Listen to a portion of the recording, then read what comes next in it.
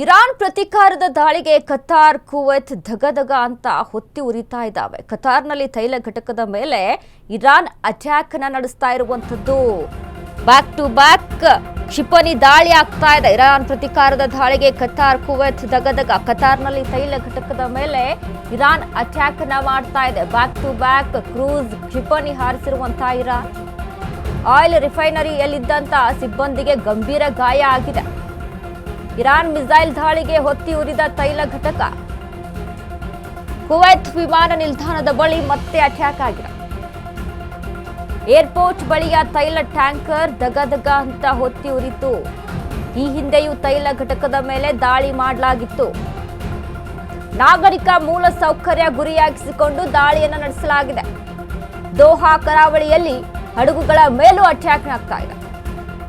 ಮಧ್ಯ ಇಸ್ರೇಲ್ ಮೇಲೆ ಇರಾನ್ನಿಂದ ಕ್ಷಿಪಣಿ ಅಟ್ಯಾಕ್ ನಡೀತಾ ಇರುವಂತದ್ದು. ದಾಳಿಗೆ ಟೆಲ್ ಅವೀವ್ನ ಅಪಾರ್ಟ್ಮೆಂಟ್ಗಳು ಉಡಿಸಾಗಿವೆ. ನಿರಂತರ ದಾಳಿಗೆ ಸ್ಮಶಾನದಂತಾಗಿರುವಂತಹ tell Aviv.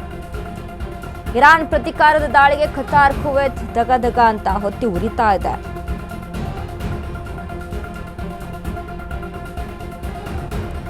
Back to back ಕ್ಷಿಪಣಿ ದಾಳಿಯನ್ನು ನಡೆಸ್ತಾ ಇರುವಂತದ್ದು ಕುವೈತ್ ಮತ್ತು ಕತಾರ್ ಮೇಲೆ.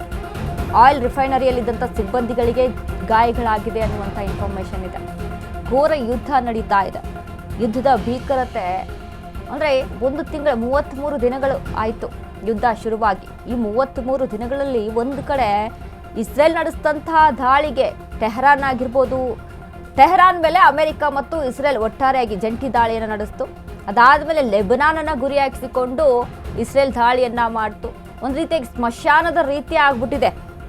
ಇನ್ನು ಕತಾರ್ನಲ್ಲಿ ತೈಲ ಟ್ಯಾಂಕರ್ಗೆ ಇರಾನ್ ಕ್ಷಿಪಣಿ ಡಿಕ್ಕಿ ಹೊಡೆದಿರುವಂಥದ್ದು. ರಕ್ಷಣಾ ಸಚಿವಾಲಯ ಇರಾನ್ನಿಂದ ಹಾರಿಸಲಾದ 3 ಕ್ರೂಸ್ ಕ್ಷಿಪಣಿಗಳು ಕತಾರನ್ನ ಗುರಿಯಾಗಿಸಿಕೊಂಡಿವೆ ಎಂದು ಕತಾರ್ ರಕ್ಷಣಾ ಸಚಿವಾಲಯ ತಿಳಿಸಿದೆ. ಈ ಬಗ್ಗೆ ಅವುಗಳಲ್ಲಿ ಒಂದು ತೈಲ ಟ್ಯಾಂಕರ್ ಅನ್ನ ಹೊಡೆದಿದೆ ಅನ್ನುವಂಥ ಇನ್ಫಾರ್ಮೇಶನ್ ಎಕ್ಸ್ನಲ್ಲಿ ಪೋಸ್ಟ್ ಮಾಡಿರುವಂತಹ ಸಚಿವಾಲಯವು 2 ಕ್ಷಿಪಣಿಗಳನ್ನು ತಡೆ ಹಿಡಿದಿದೆ ಎಂದು ಹೇಳಿರುವಂಥದ್ದು. 3ನೇದು ಕತಾರ್ ಎನರ್ಜಿಗೆ ಗುತ್ತಿಗೆ ಪಡೆದ ಟ್ಯಾಂಕರ್ ಅನ್ನ ಹೊಡೆದಿದೆ. ಟ್ಯಾಂಕರ್ನ 21 ಜನ ಸಿಬ್ಬಂದಿಯನ್ನು ಸ್ಥಳಾಂತರಿಸಲಾಗಿದೆ. ಆದರೆ ಗಾಯಗಳಾಗಿವೆ. ನಮ್ಮಲ್ಲಿ ಲಭ್ಯವಿರುವಷ್ಟು ಹೆಚ್ಚಿನದನ್ನು ನಾವು ನಿಮಗೆ ತರುತ್ತೇವೆ ಅನ್ನುವಂಥ ನಿಟ್ಟಿನಲ್ಲಿ ಇದೀಗ ಸಚಿವಾಲಯ ಪೋಸ್ಟ್ ಅನ್ನು ಹಾಕಿದೆ. ಬಟ್ ಇಲ್ಲಿ ಗಮನಿಸಬೇಕು ನೋಡಿ, ಕುವೈತ್ ಮತ್ತು ಕತಾರ್ ಮೇಲೆ ಅಲ್ಲಿ ಏನು ದಾಳಿಯನ್ನು ನಡೆಸ್ತಾ ಇದೆ ಇರಾನ್ ಅಂದರೆ ಒಂದು ರೀತಿಯಾಗಿ ಅಮೆರಿಕಾಗೆ ಇಸ್ರೇಲ್ಗೆ ಇದರ ಒಂದು ಹೆಡ್ಡೇಕ್ ಜಾಸ್ತಿ ಆಗಿರುವಂಥದ್ದು. ಅಂದರೆ ಪಕ್ಕದಲ್ಲಿರುವಂತಹ ನೆರೆಹೊರೆಯ ದೇಶಗಳ ಮೇಲೆ ಕೂಡ ಅಲ್ಲಿ ದಾಳಿಯನ್ನು ಏನು ನಡೆಸ್ತಾ ಇದೆ, ಇದರಿಂದ ಪ್ರೆಷರ್ ಜಾಸ್ತಿ ಆಗ್ತಾ ಇದೆ ಅಮೆರಿಕಾಗೆ. ಈಗ ಕತಾರ್ ಆಗಿರ್ಬೋದು, ಕುವೈತ್ ಆಗಿರ್ಬೋದು, ಟೆಲ್ ಅವೀವ್ ಆಗಿರ್ಬೋದು, ಇನ್ನು ಅದ್ರ ಜೊತೆಗೆ ಒಂದು ಕಡೆ ಸೌದಿ ಅರೇಬಿಯಾ ಆಗಿರ್ಬೋದು, ಇವುಗಳಲ್ಲಿ ಕೂಡ ಅಮೆರಿಕಾದ ಸೇನಾ ನೆಲೆಗಳಿರುವಂಥದ್ದು.